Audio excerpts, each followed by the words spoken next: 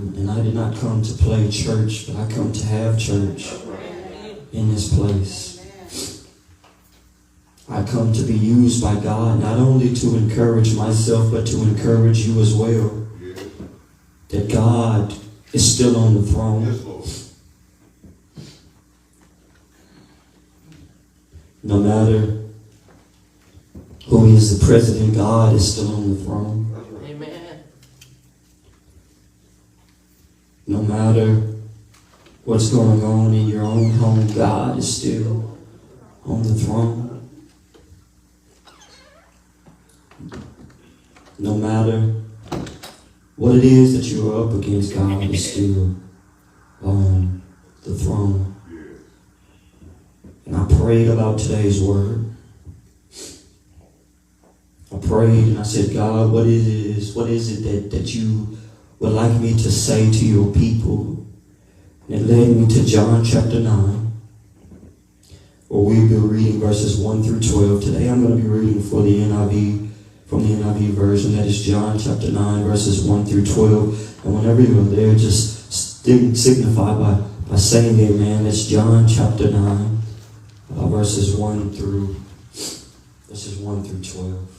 And I believe that God will speak to us on today. If you're not there yet, say, hold on. Amen.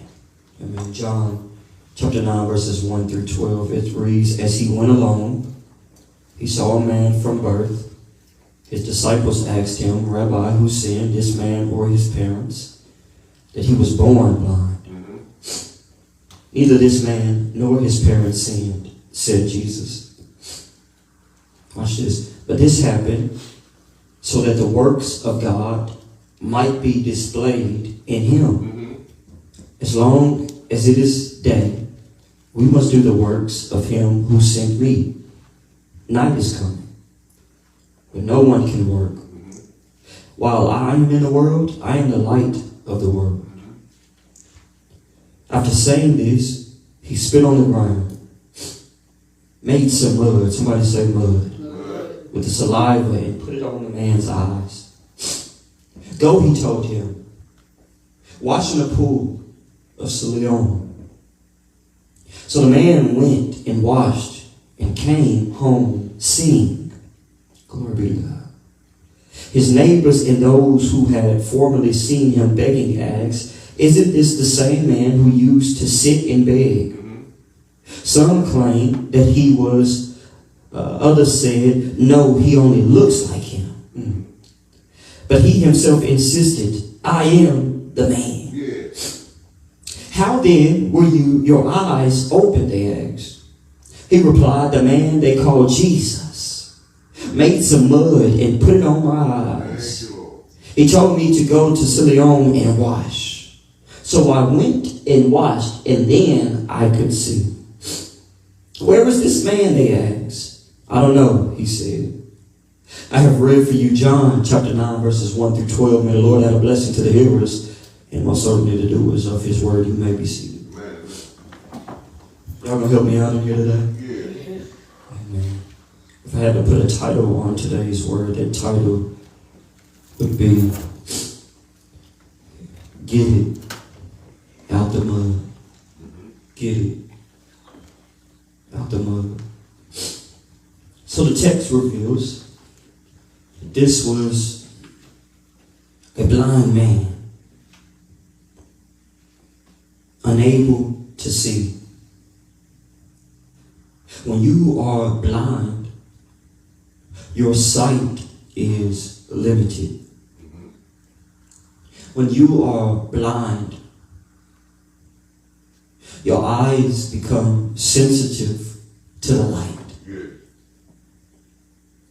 When you are blind, it is hard for you to focus. Anybody been having difficulty focusing lately? Because of being blind, they had little opportunity to earn a living. As a result of this, they oftentimes became beggars. They were looked down upon because of their condition.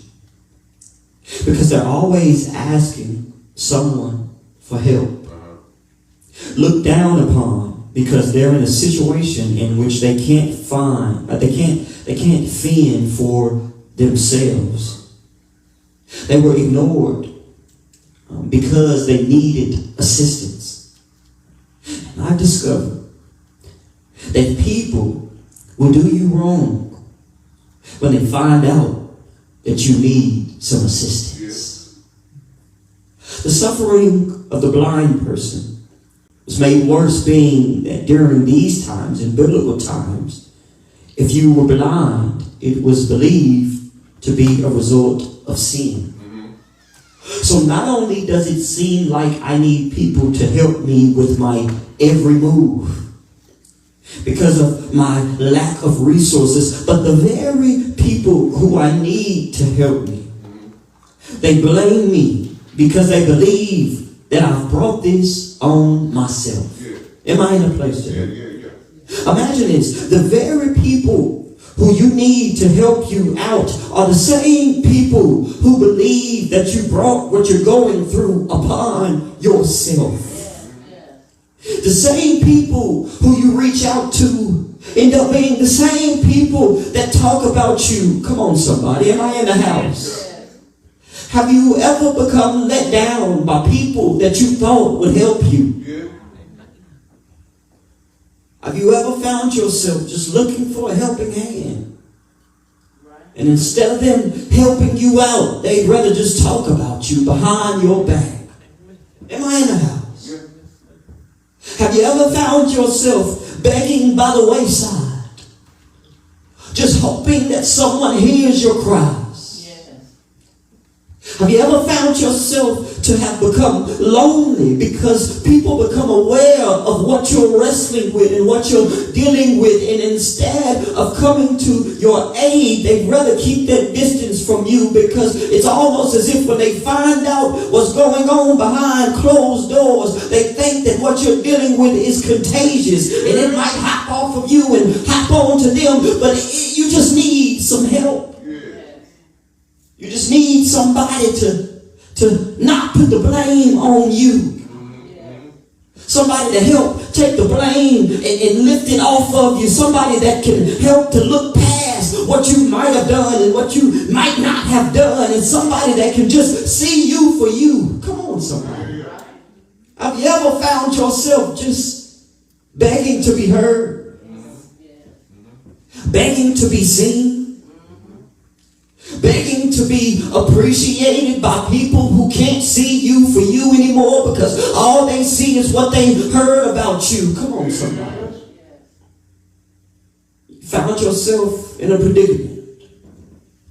You found yourself in a situation and circumstances in which you need to be delivered from, and you're wondering, God, why is it that you are allowing all of this to happen in my life? What did I do to cause so much pain? And what did I do wrong? What did I do wrong? And everybody's telling me how bad of a person I am, and I just need some help. I just need some love. I just need some appreciation. God, why is it that you've allowed this to take place? Come on, somebody. And one of the reasons is because Jesus will use deliverance in your life to confirm who He is. Can I say that again? Do I have a witness? Jesus will use deliverance in your life. Somebody say, in my life. Oh, y'all not hearing me. I said Jesus will use deliverance in my life. That means if you're saying it with me that you need to be delivered from something. And I'm a pastor, but I need deliverance too. So I'm going to say it a little bit louder like I mean it. Jesus will use deliverance in my life. Come on, somebody. To confirm who He is. Don't believe me? I got proof. Can I teach?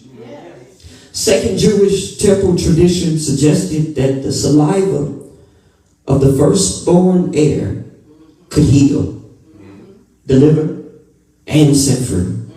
Y'all walking with me?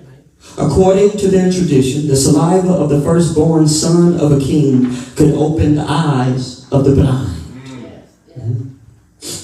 According to their tradition, this was an event that revealed position as the heir of a kingdom. This was a sign Now this is important because the context of John chapter 9 is going to bless us all that are in need of deliverance. Because you will see that in John 8 the Jews doubt the claim made by Jesus. Jesus makes it known.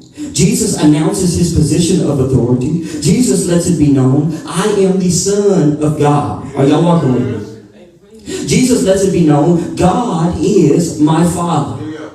But the Jews, they don't believe him. Do y'all see where I'm going with this? I don't think so, because now remember, according to Jewish tradition, the saliva of the firstborn could heal. So let's rewind. Jesus 8 says, I am the Son of God.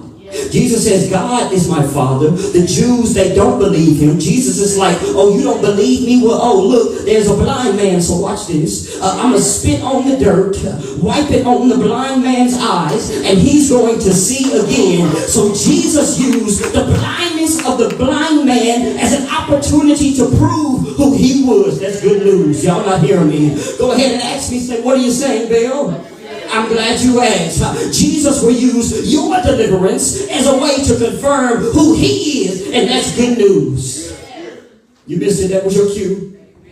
Because what that suggests to us is that our setbacks are setups. God can utilize your downfall to turn you up. Come on, somebody. Yes, I don't know what you're going through. Is there anybody going through something right now? But I want you to hear me loud and clear. What you're going through is nothing but an opportunity for God to show up and show out in my life. Come on, somebody say, in my life. Jesus will use your deliverance as a way to confirm who he is. If you were sick, if you weren't sick before, you would have never known him to be Jehovah Rapha, God that healeth. Are y'all gonna walk with me? If you never would have been overwhelmed with chaos, you would have never known that he was Jehovah Shalom, God of peace. He showed up in the midst of your storm, and the rain was pouring, and the wind was blowing, the thunder was roaring, and you were about to drown in defeat. But then here came Jesus stepping in and showing out, talking about peace be still. If you never would have been lost, anybody been lost before? You never would have known God to be Jehovah Rapha. God is the way my shepherd. Yeah, I once was lost. Do I have a witness? But now I'm found. He picked me up and turned me around and placed my feet on solid ground. Jesus will use your deliverance as a way to confirm who he is. I'm almost done. Jesus can use what you come from to deliver you from where you are. Can I say that again? Jesus can use, somebody say Jesus can use what you come from to deliver you from where you are. Is there anybody in something right now? Watch this. He used dirt. Simple as that. The same dirt that was used by God to create us was the same dirt that was used to create vision. Simple, but sweet. Can I say it again? He used dirt. Somebody say he used dirt. He did. The same dirt that was used by God to create us was the same dirt that was used to create vision. The blind man was created by what? Dirt. The blind man was healed.